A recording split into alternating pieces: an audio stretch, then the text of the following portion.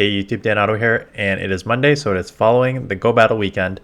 I'm gonna bring you probably 2 teams per day for the next 3 days because I did a bunch. I did all 100 battles each day, a bunch of teams. Started, I'm an idiot, so I started down like 150 ELO, something like that, because I tried to play midnight Saturday morning at 12 to 1:30, and I just I did terrible. So that was a mistake.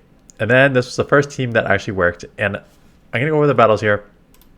And the team comp and the team order is interesting. So the team comp is pretty straightforward in the fact that you have 2 Pokemon that cover each other's weaknesses and a safe swap, right? So Dunsparce is a normal typing, really only weak to fighting. Cresselia is the opposite of that, is going to resist the fighting. And Cress is going to be weak to, among a couple things, but Ghost and the normal typing on Dunsparce, like the licks on this Lickitung, are resisted. And then you have Sableye as your safe swap. So it's a balanced team, cover each other's weaknesses with a safe swap. Ever since I have run the Gyarados team that got me like 500 ELO in Ultra League, or no, in the Master League Premier Classic there, I've changed how I go about team orders here. So normally how you would play a balanced team is you'd put either Dunsparce in the lead or Cresselia in the lead. And then if you saw your weakness, you would switch. So let's say if you had Cress in the league and you saw a Trevenant, you would come in with Sableye. If you have a Dunsparce in the lead and you saw a Metachamp, you come in with a Sableye. The problem I'm finding now, at least in the Great League, is that the safe swaps aren't as safe as they used to be, right? Lickitung and Sableye used to be 2 of the best safe swaps in this league that you could grab shield or flip switch like somewhat easily. And that's not the case anymore with the wing attack buff on Noctowl. For both of these Pokemon, just got like knocked down substantially. And then same thing with like Lantern is another answer to some of these other Pokemon. And it's just like, I'm finding that the safe swaps are not as safe anymore. So if you're playing a balanced team and you lose the lead and you go into the safe swap that you can't seem to grab a shield or flip matchups anymore, then you're in huge trouble. And the Gyarados team kind of made me realize like it actually makes more sense to have a safe lead that can generally deal with anything. Try to fight for switch when you can and have a balanced team in the back to take out and align here. And that's what I just sort of did. So like how you play like almost any matchup is, as long as it's not like completely one-sided, I will stay in the matchup. Try and take switch. We're going to CMP here. So I'm going to take switch or I'm going to be shield advantage, right? That's what you can. That's fine. I'll take either or. Like again, sometimes you just can't win the lead, but so I go down shield advantage, but take switch advantage. I'm going to get a shield back here, and now I'm going to have my rock rollout, rock slide on their Abomasnow with some chip damage already too, right? So this is nice. And then don't know what's in the back yet, but we can work about it, work through it based on what we see here. So I'm just going to chip this right away because it's a shadow, so this is going to hurt a lot. Yeah, takes it out. What's in the back? It is a Frostlass, and I get the move off, which is perfect. And why I don't mind. So let's just actually go over each component of this team. Because I went over why I built the team, right? It's a balanced team. Safe swap on the lead, I went over that. Sableye, I don't need to speak too much to, right? It's outside of, I mean, Dark's a little tricky. Obviously, Fairy and Noctowl now, right? It's just like the spammy Noctowl are your like main weaknesses. Otherwise, you kind of beat everything else. Here's where you're going to have trouble. This team is weak to Umbreon. And like you have to stay in here because you can't go into Dunsparce. Do I go into Dunsparce here? I think I throw a return and then go into Dunsparce, which is not right because like Crest is going to get lit up by the foul plays and you're going to be at a huge disadvantage here. So you may need to like, if you see like an Umbreon or Obstagoon or like a Dark, even like Trevenant or Sable, I caught a move. Yeah, I remember catching something here. So that's what the weakness of this team is. Cress is an interesting one, and Dunsparce is interesting too, because I mentioned that in the Great League, and a lot of what I saw this weekend was the trifecta. The trifecta is Steels, Clarence Stunfisk, Registeel, Bastiodon, those three. Flyers, saw tons of Noctowl, but also a lot of Pelipers. A few Skarmories. Charizard, someone put out that team. I saw that someone put out that team with Noctowl, Charizard in the back, right? And the fighters.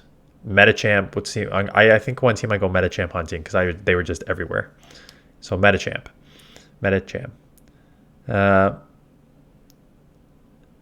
So Cress is primarily an answer for the fighters. And because I saw Metachamps, I think I used Cress on 2 teams today, and I think I'm going to bring one in the next couple of days with the Cress on it again, was because Metachamp was everywhere, and it is just like an amazing answer to it because your counters are resisted. If they have Power Punch is resisted, Psychic is resisted.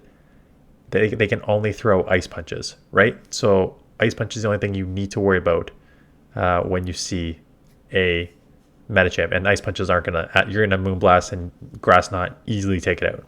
So that's why I ran Cress. Against the Steels, you do okay against... Because you're so bulky, you do okay against Galarian Stunfisk. Bastiodon and Registeel are obviously much more difficult given their bulk, and the Psycho Cuts resisted. Grass Knots, everything's resisted on the Registeel, and then Grass Knots only for the Bastiodon, but it's just out bulks you and out spams you sort of. But yeah, so it's main answer to the fighter. Dunsparce is the main answer for Noctowl. Get the rollout and the rock slide, and it's the main answer for Sableye Trevenant because it's going to resist the Shadow Claws. So that's why I use that. It gets lit up by the fighters. Not much you can do about that. You can try and spam like Rock Slide Drill Run comes pretty quick on this, but again, it's when I first. If you go back to my video, when did this get its move? I used it the first day after it got its move, the rollout move, and I was underwhelmed just because it takes like 3 moves most of the time, unless it does super effective to take out a Pokemon. So it does not seem like a amazing answer. But was an amazing answer to Metachamp? Cress. Anyways, so that's why I used it. Use it for the Flyers. Steals, it does okay too, right? The Rock Slide Drill Run, that's why it's kind of a core breaker, right? Lantern, you'll hit super effective with the Drill Run because it's electric.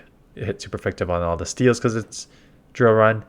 Hit super effective on Flyers because of the Rock. So it is a nice Pokemon to use, but there's a lot of Metachamps out there. So, and like Swampert, you get outpaced significantly, and a few others. So it's just you are limited. So that is a team. That's number 1 of many. So check back later this afternoon for another team. I think the next one has a Abomasnow on it. And we will keep pumping out. So I dropped a bit. Oh no, I dropped a lot. I dropped like at 1.300 ELO, and then I clawed back a bunch. So hopefully we'll hit Legend. I mean, it was still so early. I think there's like 6 weeks left in the season, which is a lot of time, especially that there's another February Go Battle Day for Vulpix with Ember instead of Fire Spin, for Ninetales to get Ember instead of Fire Spin. But like, in 100 battles today, I didn't even use it. I mean, if you've been a subscriber for this channel for a long time, I use Ninetales 15 times in videos per season, but I have not used it at all because it just lost its mojo, right? There's too many, like, you now get outpaced by, I think you probably get outpaced by Noctowl now, plus there's the Pelipers, plus Metachamp just outbulks you, plus Lanterns are everywhere, so you have no answer for that. You're always already killed by Swampert. You do well against Registeel, and no Galarian Stunfisk outpaces you. Bastiodon just walls you as a rock. Doesn't wall you, but like with the rock, it significantly it hurts. So I have not used it. So we're going to get an Ember Ninetales Go Battle Day in February. I think it's still worth getting one.